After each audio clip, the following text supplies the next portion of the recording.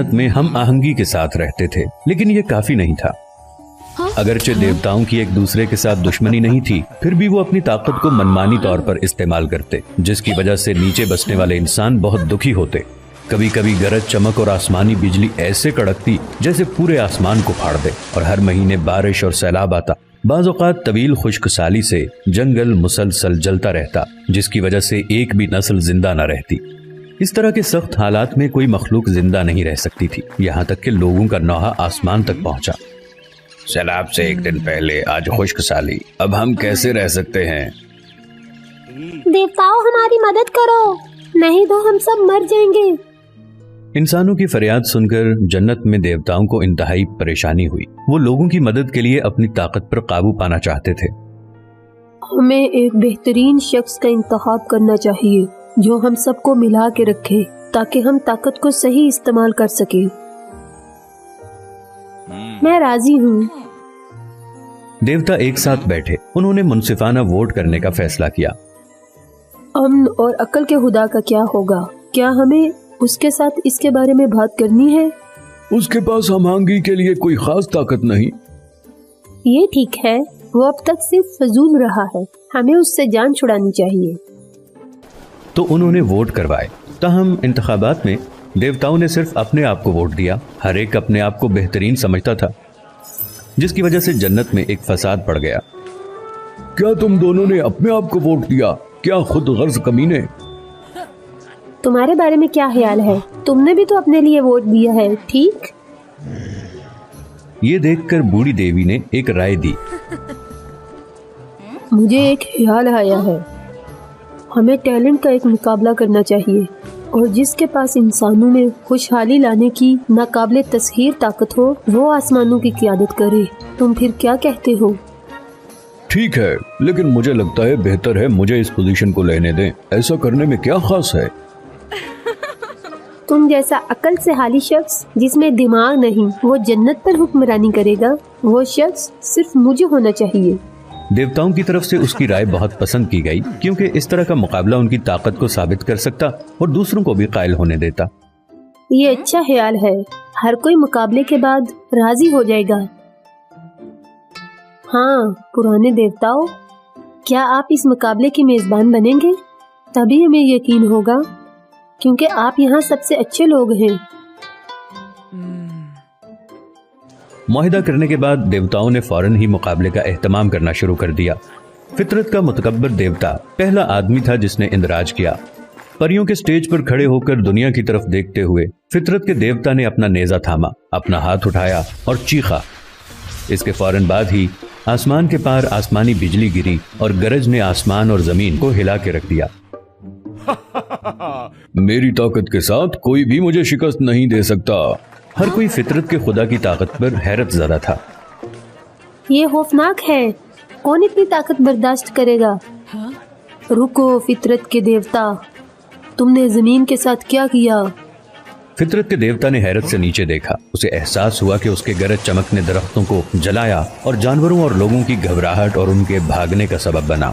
भारी नुकसान से बचने के लिए उसने अपनी ताकत को रोक दिया। फितरत के देवता, हमने तुम्हारी ताकत को वाज़े देख लिया, लेकिन इतनी बड़ी ताकत इंसानों को नुकसान पहुंचाएगी। नहीं, मैं दोबारा कोशिश करूंगा। फितरत का देवता बारिश और हवा पैदा करने के लिए स्टेज पर खड़ा हुआ, जिसकी वजह से सैलाब आने वाले गर्दाब उठे और नीले बादल उठते चले गए। फितरत के देवता, रुक जाओ, देखो तुमने क्या किया।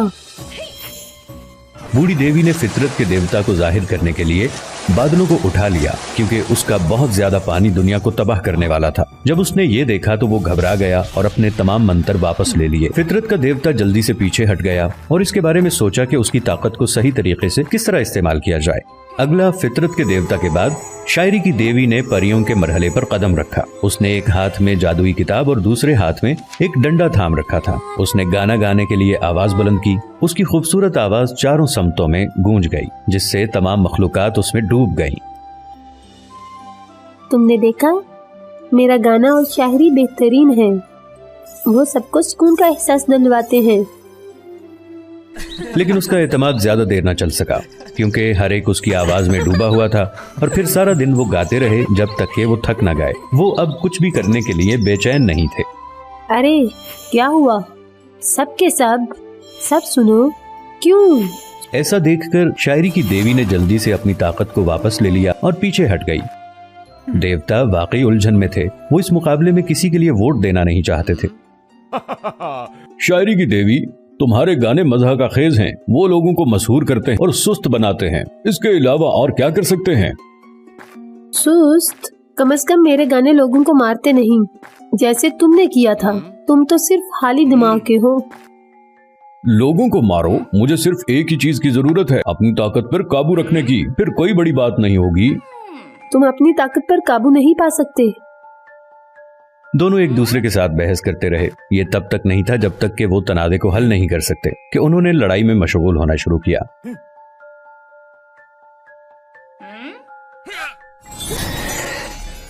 दोनों देवताओं ने सख्त मुकाबला किया, जिसकी वजह से पहाड़ फट पड़े, जमीन कांप उठी और आसमान के उस पार बिजली गिर गई। हर जगह कानों को बंद करती आवाजें आने लगीं और आसमान के उस पार बिजली गिर गई और मौसीकी पहले की तरह मद्दम नहीं थी। बाहर खड़े देवता उन्हें रोकने की नाकाम कोशिश कर रहे थे। उस वक्त एक देवता जो हमेशा एक कोने में खड़ा रहता था, उसने अपनी बांसुरी ली और एक गाना बजाने लगा। अचानक दोनों देवता जो लड़ रहे थे वो पुरसकून हो गए और अपने हथियारों को नीचे रख दिया। पता चला कि ये अमनो हिकमत का देवता था, जो फौरन ही गुस्से को सुकून बख्शने में कामयाब रहा। देवता उन दोनों की तरफ चल पड़ा। उन्हें इस पर बड़ी हैरत हुई। अमनो हिकमत के देवता, तुम कब से इतने ताकतवर बन गए हो?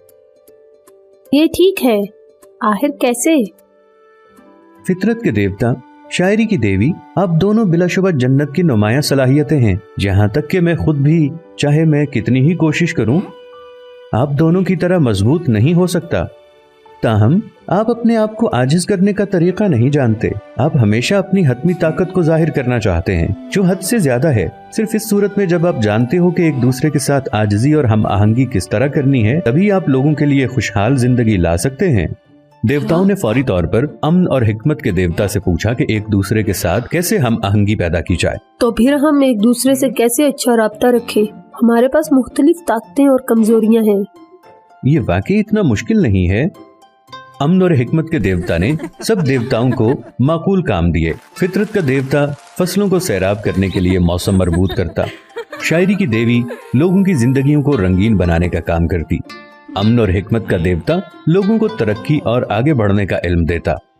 अमन और हिकमत के देवता के अहकामात पर अमल करने के बाद देवताओं को एहसास हुआ कि तमाम मखलूक खुशी से जिंदगी गुजार रही है। उन्होंने हर रोज देवताओं का शुक्रिया अदा किया। इसके अलावा देवताओं को अपनी ताकत को सही तरीके से इस्तेमाल करने की इजाजत थी। आखिर में अगरचे उसने मुकाबले में हिस्सा नहीं लिया और ना ही फाते बना, अमन और हिकमत के देवता को अपनी दानिशमंदी का शुक्रिया अदा किया गया। अमनो हिकमत के देवता, शुक्रिया। आपकी हम आहंगी के बगैर हम लोगों को इतने लंबे अरसे तक अजियत देते। हाँ, अब मुझे एहसास है कि हम बहुत ज्यादा खुदगर्ज हो गए थे। इसे भूल जाओ, अब सब कुछ ठीक है और हम पहले ही एक यूनिट हैं। आउट टोस्ट उठाएं। मुबारक हो।